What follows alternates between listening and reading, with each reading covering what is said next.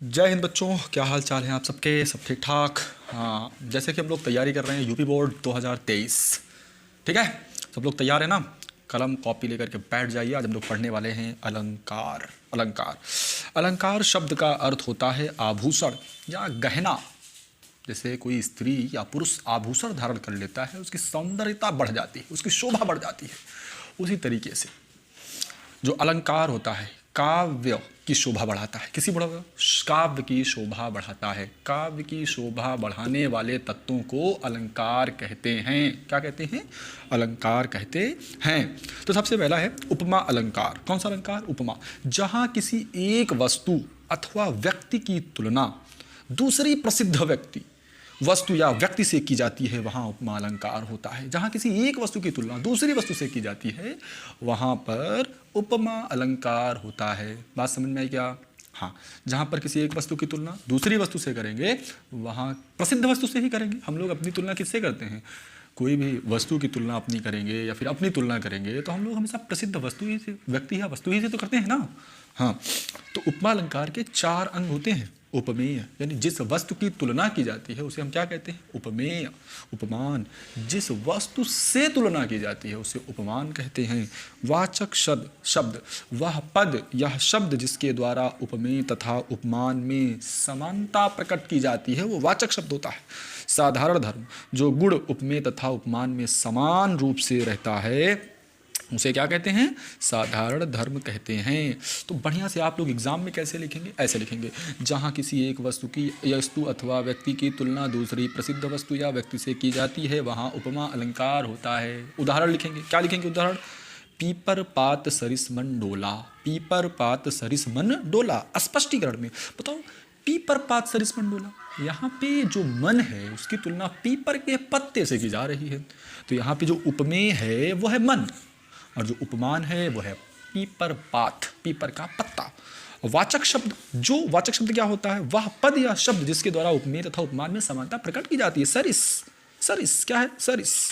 और साधारण धर्म क्या है? डोलना, यानी वो जो गुण उपमेय तथा उपमान में समान रूप से रहता है उसे हम कहते हैं साधारण धर्म।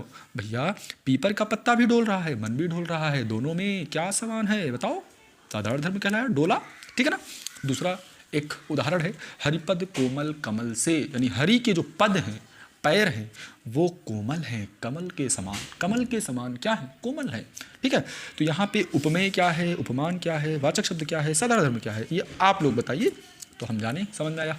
ठीक है ना? हाँ, बढ़िया से तैयार कर लीजिए। अब आगे हम चलते हैं। अगला जो अलंकार है हम लोगों का, रूपक अलंकार। कौन सा अलंकार? रूपक अलंकार। जहाँ उपमेय में उपमान का भेद रहित आरोप हो, वहाँ रूपक अलंकार होता है।